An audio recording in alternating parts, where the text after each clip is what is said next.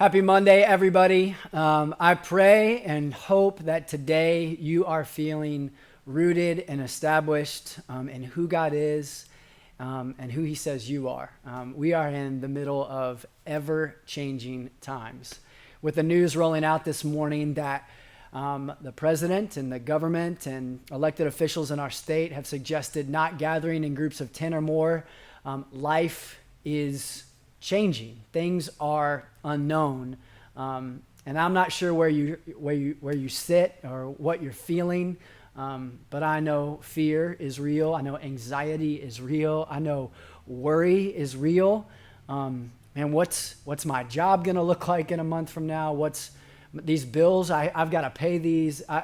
I know that a lot of these things, rooted in this lack of control, is really hard to wrestle with. You know, I told a story at the end of the sermon at SLO City Church at home about a desperate time in my life. It was on the heels of my parents' divorce, and I was just feeling so confused, like the ground underneath me was shaking and everything was flipped upside down. And I ran up to my room and I dusted off this old baby blue Bible. I told that story on Sunday. And last night, I was tucking my son into bed and happened to glance into his closet, and on the top shelf was a baby blue picture Bible. And this was the Bible that I referenced, and it was crazy. And I flipped open to the same page that I shared in Hebrews chapter 13:5, and I read it. And I want to share it with you again today. It says, God has said, "Never will I leave you, never will I forsake you." So we say with confidence, "The Lord is my helper. I won't be afraid." And we know fear is real, and insecurity is real, and feeling alone is real. But God has said, "Never will I leave you, never will I forsake you." You can take confidence that I am your helper. And in this season, we are relying on God as our helper. This is new territory for almost every single one of us. As a church, it's our desire to be a church that's centered on Jesus, that are like a together people who are growing more like Jesus and who are sent to bring hope to everyone.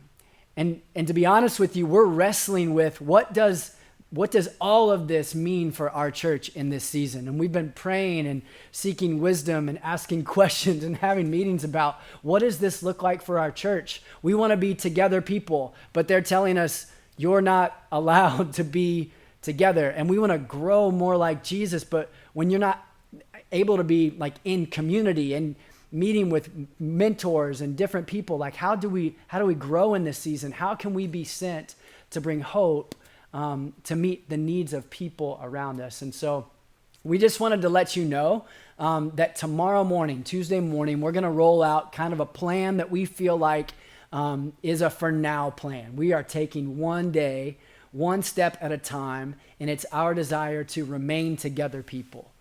To remain a group of people who are growing more like Jesus, to remain a group of people who are tangibly, practically bringing real, tangible hope to meeting needs in our city. So a couple things I'm asking you to jump in on with us. Number one is follow all of our social media platforms. SLO City Church on Facebook and on Instagram. This is not so we get more followers. Nobody's into that right now. It's just so we can connect with you on different platforms. Make sure you go subscribe to our YouTube channel.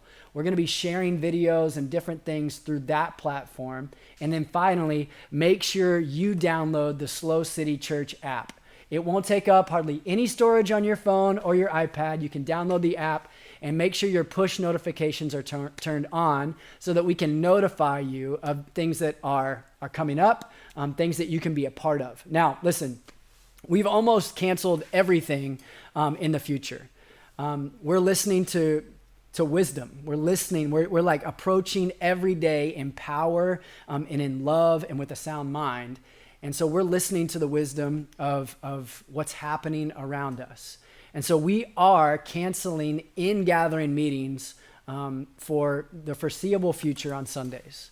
We're also canceling in-person gatherings of groups of 10 or more, which is almost every group that we offer. So that means young adult group in person is canceled, women's, men's, students.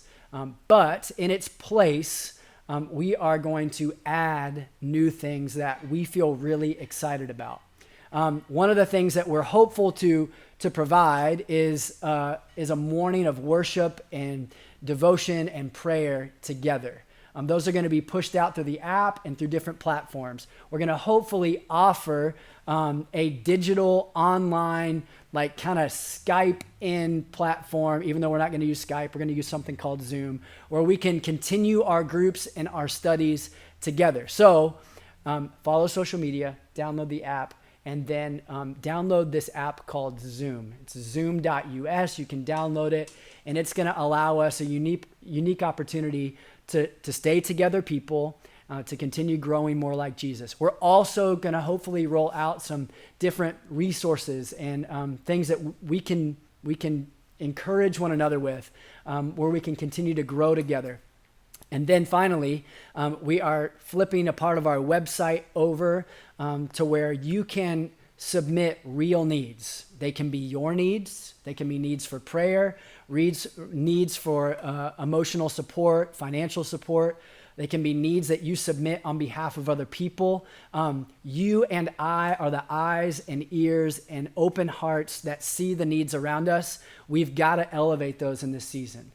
If you're alone, reach out to someone. If you need prayer, please ask. We would love to pray with you. If you need a meal, please raise your hand and say, I need a meal. If you need a phone call, we want to continue to stay rooted in Jesus, together people who know the needs around us. And so that change is going to happen on our website as well. Lots of craziness happening around us, but inside us, we are praying that our confidence is found, recognizing that the Lord is our helper, that he will never leave, that he will never forsake. And I love Jesus' promise. In this world, you will have trouble. You'll have trouble. There will be panic. There will be change. But he says, take heart, because I have overcome the world. I've overcome trouble. I've overcome all these things, and I can hold you together when you trust me, when you walk with me, when you remain rooted together. And so we're praying for you. We're praying with you. And I hope today you just have that courage and that strength to take the next step. And we'll talk soon.